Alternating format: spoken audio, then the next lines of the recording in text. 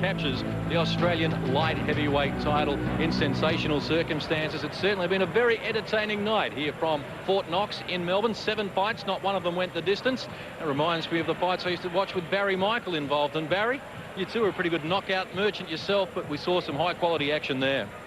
7 fights, 7 stoppages, but not one of them was a real mismatch. They were all great fights, and you know, we saw some exceptional talent tonight. One of the best nights of boxing that I've seen for a long, long time. Daniel Rousseau winning the Australian cruiserweight title. Yeah, Danny Rousseau was absolutely wrapped. I sort of did tip Paul Murdoch before the fight, and Paul Murdoch looked in the first couple of rounds as though he might do it, but Danny Rousseau in absolutely superb condition landed that one right hand, turned the fight around and never looked back after that, and congratulations to him. He's a gentleman and a very competent technician. Well, for our viewers out there who may have joined us a little late, let's tell you about all the action we got underway with Paul Briggs's twin brother, Nathan. He was most impressive, coming up with a result over Mitch O'Hello with a second round stoppage there in good fashion. Then we saw Costa Chondros come to the ring as a favourite against Simon Patterson, who has a good amateur record, making his professional debut, and he gets a stoppage in round number 3. Then in the women's bout, Rain Mako came up with a good victory against Holly Fernley, 3-time world kickboxing champion, but she had no answer to Rain Mako, who's now won 2 fights in good fashion, and now wants to step up against Layla Ali. The stoppage coming there in the opening round. Karim Nasher, well, he was all over Efren Legaspino. They met once before, and Legaspino did a very good job on that occasion, but here it was Karim Nasher all the way with a stoppage in round number 5. And then we went through to the Australian cruiserweight title fight, and as Barry Michaels just told you, Paul Murdoch actually had the better of the early rounds against Rousseau.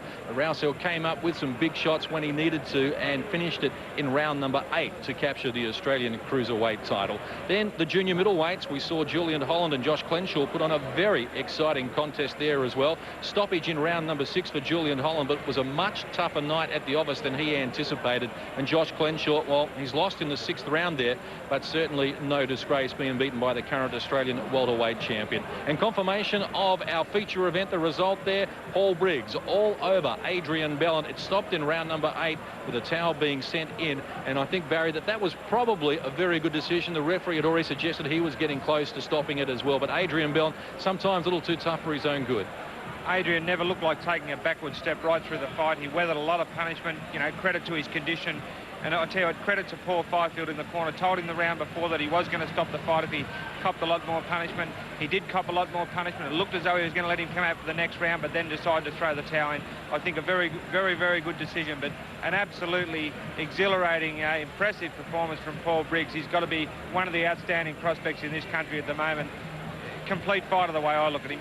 Yes, we can look forward to 2001 for Paul Briggs with a great deal of excitement, maybe on the world stage as well. We also have a lot more to look forward to here on Fox Sports. If you want the best of the year 2000 from Big Time Boxing, we'll have that coming your way. But first, we'll have the Tarek Solak kickboxing promotion, Stan the Man Longanides against Peter Graham, Saturday the 25th of November from 9 p.m. I can see that is an exciting program coming your way with the Victorian semi-final and K1 final as well. And I spoke of the best of Big Time Boxing, Saturday 30th of December, 7:30 p.m. right around Christmas time. You can settle back with some Christmas cheer and look back at what has been a tremendous season of boxing here on Fox Sports. And Barry, really has been an excellent year for boxing. It certainly has, John. Boxing looks as a big resurgence in boxing in the year 2000. I'm sure it's going to continue into the year 2001. We've got some excellent prospects, and I hope next year we see Shannon Taylor get the world title shot that he's waited for a long time. We should also say thank you to Peter Hunt and Murray Thompson from the Fighters Factory, who put on these shows regularly here in Knox. They do a tremendous job. They do a fantastic job. The Fighters Factory are boxing in Australia or in Victoria at the moment. They put on terrific matches, always very competitive, their fights, and always a great following, great crowd here. All right, Barry, thanks very much for your help. Enjoy your Christmas. We look forward to seeing you in the new year. You too, John. Thank you very much. Barry Michael, former IBF Junior Lightweight Champion of the world, joining us here at ringside for our last edition of Big Time Boxing for the year 2000. We trust you have enjoyed all our live coverage and will join us again in the new year. For now, though, on behalf of all our hard-working team right around Australia, including our executive producer, Steve Barnes, I'm John Casey. We'll see you again soon here on Fox Sports.